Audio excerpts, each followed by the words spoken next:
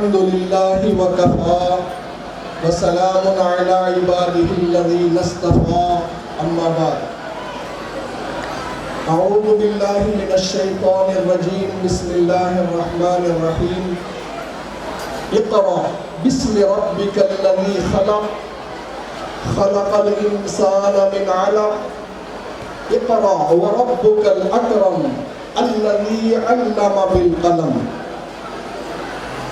وقال النبي صلى الله عليه وسلم اطلبوا العلم ولو كان بالصين او كما قال عليه الصلاة والسلام. اقرأ یہ لفظ یہ ورڈ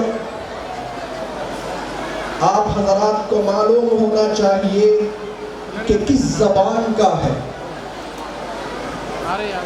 یقیناً میں سمجھتا ہوں ہمارے اکثر مسلمان بھائیوں کو اس کا معنی مطلب معلوم نہیں ہے. اسکول کا نام اقرا ہے، ہم لوگ بچوں کو یہاں داخل کر دیے ہیں.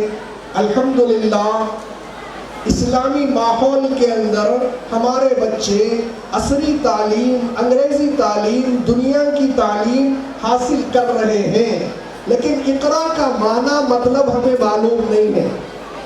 سنیے، آج کی اس مجلس میں اقرا اسکول کے 7ویں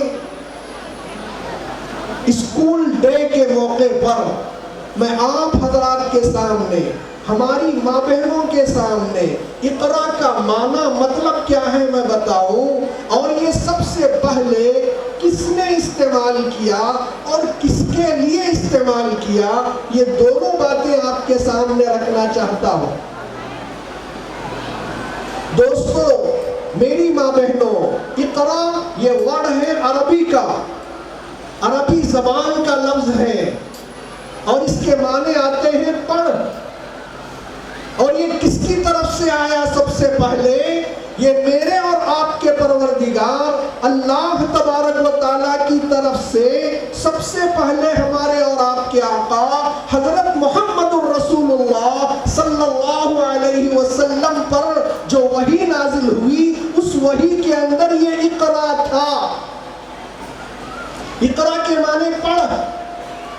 جس زمانے میں ہمارے نبی کو اللہ تبارک و تعالیٰ نے نبوت سے نوازا، وہ عرب کا علاقہ بہت ساری خرابیوں کا مرکز، کوئی ایسی برائی نہیں تھی جو اس زمانے میں، اس سماج میں، اس ماحول میں، اس وقت میں موجود نہ ہو. لیکن اللہ تبارک و تعالیٰ نے ان سب خرابیوں کے طرف اشارہ نہیں کیا، ہدایت نہیں دی. ان کو ختم کرنے کی بات سب سے پہلے اللہ تبارک و تعالیٰ نے نازل نہیں کی. اگر کوئی بات پیش کی ہے تو اللہ کی طرف سے جو سب سے پہلے وحی آئی وہ اقرا تھی. اقرا کے معنی پڑھ. حضرت جبرائیل علیہ السلام اللہ کی طرف سے حکم لے کر نازل ہوئے، میرے اور آپ کے آقا حضرت محمد الرسول اللہ صلی اللہ علیہ وسلم کے پاس آئے. غار حرا میں یہ پہلے وحی تھی جو نازل ہوئی، اور اللہ کے نبی کے ذریعے سے ساری آنے والی نسلوں کو پڑھنے کا حکم دیا گیا. جہاں پڑھنا آئے گا، جہاں تعلیم آئے گی، جہاں ایجوکیشن آئے گا، برائیاں سب ختم ہو جائے. جب ایک شمع میں اور آپ روشن کرتے ہیں تو اندھیرا چھٹ جاتا ہے، اندھیرا دور ہو جاتا ہے. اسی طرح اللہ تبارک و تعالیٰ میرے اور آپ کے پیدا کرنے والے ہیں. ہمارے اندر جو خرابیاں ہیں اس کو دور کرنے کے لیے سب سے پہلے یہی حکم نازل کیا کہ پڑھو. پڑھنے سے تمہاری خرابیاں دور ہو جائیں گی. پڑھو، پڑھنے سے تمہارے اخلاق سدھر جائیں گے، تم اچھے انسان بن جاؤ گے. اس پر عمل کرنا میں نے اور آپ نے چھوڑ دیا تھا. ہمارے اندر لٹریسی ریٹ بہت کم ہوتا گیا تھا. ایجوکیٹڈ پرسنز کہیں کہیں نظر آتے تھے، لیکن اللہ جزائے خیر دے ہمارے یہ نذیر الدین صاحب اور ان کے خاندان قبیلے والوں کو، ان کے رشتہ داروں کو، انہوں نے ایک اسلامی کانسیپٹ اقرا اسکول شروع کیا ہے۔ اس کے اندر دینی ماحول ہے، مذہبی ماحول ہے، قرآن اور اللہ کے نبی کے طریقے سکھائے جاتے ہیں، ساتھ ساتھ بہترین انگریزی بھی ہے۔ دنیا کی تعلیم میں بھی یہ اعلیٰ مقام رکھتا ہے اور دینی ماحول میں بھی پورے ہمارے ہندوپور کے اسکولوں میں ایک نمایاں مقام رکھتا ہے۔ گویا اللہ کا جو حکم اقرا نازل ہوا تھا وہ ہمارے ہندوپور کے اندر اللہ کے فضل سے ان کے ذریعے سے پھیل رہا۔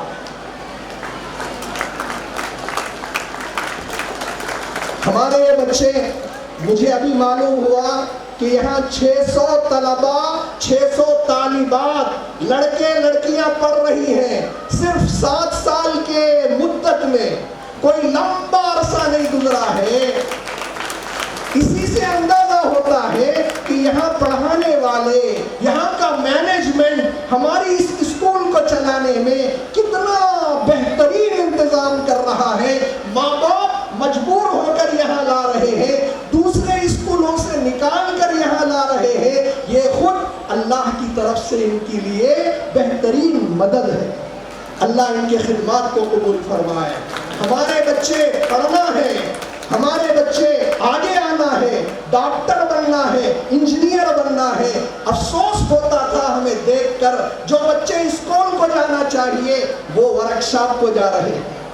جن ہاتھوں میں کتابیں ہونا چاہیے، جن ہاتھوں میں قلم ہونا چاہیے، ان کے ہاتھوں میں اسپانر ہیں، ان کے ہاتھوں میں ہتھوڑیاں ہیں، سکتیاں ہیں۔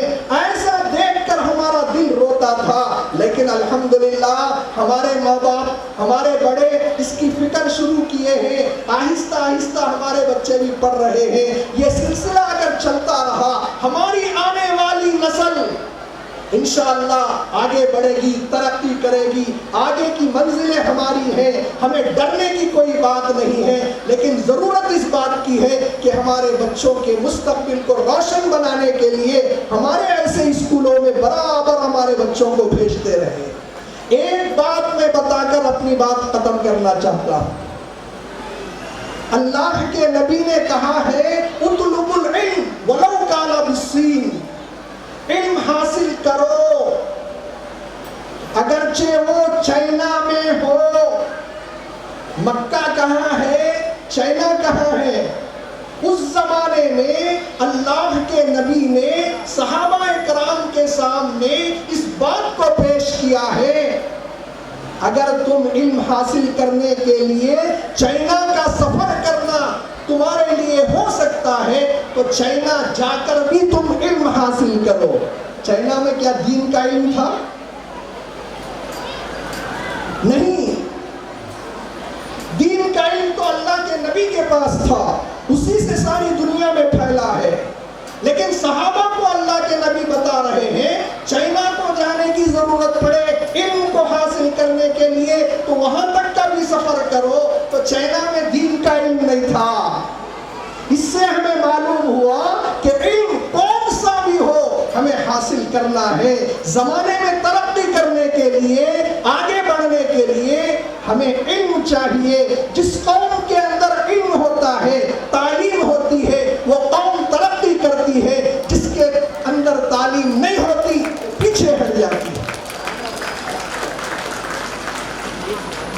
جنگ بدر جو سب سے پہلے اسلام اور کفر کے درمیان میں چلنے والی، حق و باطل کے درمیان چلنے والی جنگ تھی، اللہ نے مسلمانوں کو، صحابہ کو، اللہ کے نبی کو کامیابی دے دی۔ مشرکین مکہ، کفار مکہ شکست کھا گئے، ہار گئے۔ اس زمانے میں رواج تھا شکست کھانے والوں کے نوجوانوں کو، ان کے جو طاقتور لوگ ہوتے ہیں، جیتنے والی قوم ان کو پکڑ لیتی تھی، قیدی بنا لیتی تھی۔ اس طرح جنگ بدر کے موقع پر مشرکین مکہ میں سے 70 آدمی قید ہو کر آئے، مسلمانوں کے ہاتھ میں آئے۔ اس وقت میں اللہ کے نبی نے ان کے ساتھ رحم کرتے ہوئے اور علم کی اہمیت کو بتاتے فیصلہ کیا تم میں سے جو لکھنا پڑھنا جانتا ہے، ہمارے صحابہ کرام میں سے جو پڑھنا لکھنا نہیں جانتے، 10 آدمیوں کو ایک آدمی علم سکھائے تو اس کے لیے رہائی ہے، اس کے لیے آزادی ہے۔ میرے اور آپ کے آقا نے پیسہ نہیں مانگا، میرے اور آپ کے آقا نے دولت نہیں مانگی، جرمانے کے طور پر، پنشمنٹ کے طور پر ان کی جائیداد نہیں طلب کی، بلکہ اگر کوئی چیز مانگی ہے ان کے لیے سہولت دی ہے تو یہ دی کہ تمہارے اندر لکھنا پڑھنا آتا ہے تو صحابہ کرام میں سے 10 آدمیوں کو لکھنا پڑھنا سکھاؤ، تمہارے لیے آزادی۔ یہ انگریز بعد میں چلتے چلتے اسی کی نقل کیا ہے، ایچ ون ٹیچ 10۔ کہاں سے ہوئے؟ ہمارے نبی نے 1400 سال پہلے جنگ بدر کے قیدیوں کے لیے یہ بات، یہ فیصلہ سنایا تھا، لکھنے پڑھنے والے تمہارے میں سے جتنے قیدی ہیں، ہمارے مسلمانوں میں سے جن کو لکھنا پڑھنا نہیں آتا ان کو لکھنا پڑھنا سکھاؤ۔ ایک ایک آدمی 10 آدمیوں کو لکھنا پڑھنا سکھاؤ۔ وہ بات ہم بھول گئے تھے، انگریزوں نے اس کو ریپیٹ کیا، ایچ ون ٹیچ 10۔ آج بھی اس کی ضرورت ہے کہ میں اور آپ ہمارے بچوں کو لکھنا پڑھنا، دین کا دنیا کا علم حاصل کریں۔ ہمارے لیے ضرورت ہے کہ ہمارا بچہ سچا مسلمان بھی بنے، ساتھ ساتھ ڈاکٹر بھی بنے، ہماری لڑکی ہماری بیٹی سچی پکی مسلمان بھی بنے، ساتھ میں ڈاکٹر بھی بنے، تو اس کے اندر مسلمانوں کی اور سارے انسانوں کی ہمدردی دل میں رہے گی اور صحیح طریقے سے وہ خدمت کرے گی۔ انجینئر کی ضرورت ہے، ڈاکٹروں کی بھی ضرورت ہے، پروفیسروں کی بھی ضرورت ہے، لائروں کی بھی ضرورت ہے، ہمارے قوم کے لیے ہر ایک کی ضرورت ہے۔ وہ کہاں تیار ہوں گے؟ ہمارے گھروں میں تیار نہیں ہوتے، ایسے اسکولوں میں تیار ہوتے ہیں۔ ہماری مجبوری، ہماری ضرورت ہے، ہمارے واسطے یہ ضروری ہے کہ ہم اپنے بچوں کو اسکول بھیجیں، ہمارے بچوں کو تعلیم یافتہ بنائیں۔ اللہ تبارک و تعالی ہمارے بچوں کو علم عطا فرمائے، عمل عطا فرمائے، دین میں دنیا میں ترقی عطا فرمائے۔ آج کے اس موقع پر مجھ جیسے ناقص العلم والعمل کو ہمارے انجینئر صاحب اور ان کے مینجمنٹ کمیٹی والوں نے دعوت دی، میں ان کا شکریہ ادا کرتا ہوں اور دعا کرتا ہوں کہ 7 سال میں جو ترقی انہوں نے کی ہے، ان کی اسکول نے کی ہے، اللہ آگے اور ترقیات سے نوازے، ہماری قوم کے لیے تعلیم کا بہترین ذریعہ فرمائے۔ آمین۔ وآخر دعوانا الحمدللہ۔